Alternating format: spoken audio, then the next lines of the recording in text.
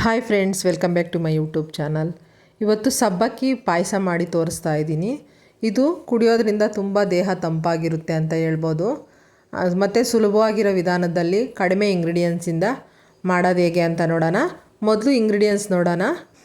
ಅರ್ಧ ಲೀಟ್ರ್ ಹಾಲು ತೊಗೊಂಡಿದ್ದೀನಿ.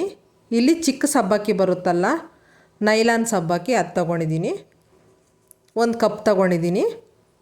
ಅದೇ ಕಪ್ ಅಳತೆಯಲ್ಲಿ ಸಕ್ಕರೆ ತೊಗೊಂಡಿದ್ದೀನಿ ಮತ್ತು ತುಪ್ಪ 2 ಟೀ ಸ್ಪೂನು. ನೋಡಿ, ಸಕ್ಕರೆ ಯಾವ ಅಳತೆಯಲ್ಲಿ ತೊಗೊಂಡಿದ್ದೀನೋ ಸಬ್ಬಕ್ಕಿನೂ ಅದೇ ಅಳತೆಯಲ್ಲೇ ತೊಗೊಂಡಿದ್ದೀನಿ.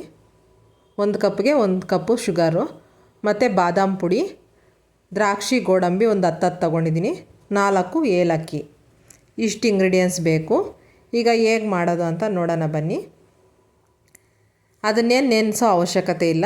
ಮೊದಲು ಸ್ಟವ್ ಮೇಲೆ ಕಡಾಯಿನ ಇಟ್ಕೊಂಡು 1 ಗ್ಲಾಸ್ ನೀರು ಹಾಕ್ಕೊತಾ ಇದ್ದೀನಿ. ನೀರು ಬಿಸಿ ಆದಮೇಲೆ ತೊಳೆದು ಸಬ್ಬಕ್ಕಿನ ಹಾಕ್ಕೊತಾ ಇದ್ದೀನಿ. ನಿಮ್ಮ ಹತ್ರ ದೊಡ್ಡ ಸಬ್ಬಕ್ಕಿ ಇದ್ದರೆ ಅದನ್ನು ಕೂಡ ಹಾಕ್ಕೋಬೋದು, ಅದು ಕೂಡ ಚೆನ್ನಾಗಿರುತ್ತೆ ಟೇಸ್ಟು. ನೋಡಿ, ತೊಳೆದು ಹಾಕ್ಕೊತಾ ಇದ್ದೀನಿ. ನಿಮಗೇನಾದರೂ ಟೈಮ್ ಇದೆ ಅಂದರೆ ಒಂದು ಅರ್ಧ ಗಂಟೆ ನೆನೆಸಿ ಕೂಡ ಬೇಯಿಸ್ಕೋಬೋದು, ಇನ್ನೂ ಬೇಗ ಆಗುತ್ತೆ. ನಾನು ಇಲ್ಲೇ ನೆನೆಸಿಲ್ಲ. ನೋಡಿ, ಅದನ್ನು ತಳ ಅಂಟುತ್ತೆ ಅಂಥೇಳಿ ಕಲಿಸ್ತಾನೇ ಇರಬೇಕು, ಚೆನ್ನಾಗಿ ಬೇಯಿಸ್ಕೋಬೇಕು. ಮೊದಲು ನೀರು ಹಾಕಿ ಬೇಯಿಸ್ಕೊತಾ ಇದ್ದೀನಿ ನಾನು. ನೀವು ಹಾಲಲ್ಲಿ ಬೇಯಿಸೋದಾದರೆ ಅರ್ಧ ಲೀಟ್ರಿಗಿಂತ ಹೆಚ್ಚಾಗಿ ತೊಗೊಳ್ಳಿ. ಈಗ 3/4 ಭಾಗ ಬೆಂದಿದೆ ಸಬ್ಬಕ್ಕಿ, ಆದ್ದರಿಂದ ಹಾಲು ಸೇರಿಸ್ಕೊತಾ ಇದ್ದೀನಿ. ಹಾಲನ್ನ ಹಾಕ್ಕೊಂಡು ಚೆನ್ನಾಗಿ ಕಲಿಸ್ಕೊತಾ ಇರಬೇಕು. ಕಲಿಸ್ಕೊಂಡು ಚೆನ್ನಾಗಿ ಬೇಯಿಸ್ಕೊಳ್ಳಿ.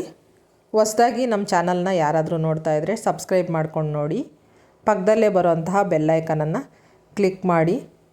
ನೋಡಿ, ಈ ಥರ ಬೆಂದಿದ್ರೆ ಈ ಸ್ಟೋನ್ ಟೈಪ್ ಆಗುತ್ತೆ. ಇದು ಸಬ್ಬಕ್ಕಿ ಗೊತ್ತಾಗ್ತಾ ಇದೆ ನಿಮಗೆ, ಈ ಥರ ಬೆಂದಿದೆ ಅಂತೇಳ್ಬಿಟ್ಟು. ಕಲರ್ ಚೇಂಜ್ ಆಗಿಬಿಡುತ್ತೆ, ಅದು ವೈಟಾಗಿರೋ ಕಲರ್ ಚೇಂಜ್ ಆಗುತ್ತೆ ಬೆಂದಿರೋದಕ್ಕೆ. ನೋಡಿ, ಈಗ ಶುಗರ್ ಹಾಕ್ಕೊತಾ ಇದ್ದೀನಿ. 1 ಕಪ್ಪು ಶುಗರ್ ಹಾಕಿದ್ಮೇಲೆ ಚೆನ್ನಾಗಿ ಕಲಗಿಸ್ಕೊಳ್ಳಿ. ನಂತರ ಇನ್ನೊಂದು ಬಾಣಲಿ ಇಟ್ಕೊಂಡು 2 ಟೀ ಸ್ಪೂನ್ ತುಪ್ಪ ಹಾಕ್ಕೊತಾ ಇದ್ದೀನಿ, ದ್ರಾಕ್ಷಿ ಗೋಡಂಬಿ ಹುರ್ಕೊಳ್ಳೋದಕ್ಕೆ. ದ್ರಾಕ್ಷಿ ಗೋಡಂಬಿನ ಚೆನ್ನಾಗಿ ಫ್ರೈ ಮಾಡ್ಕೋಬೇಕು.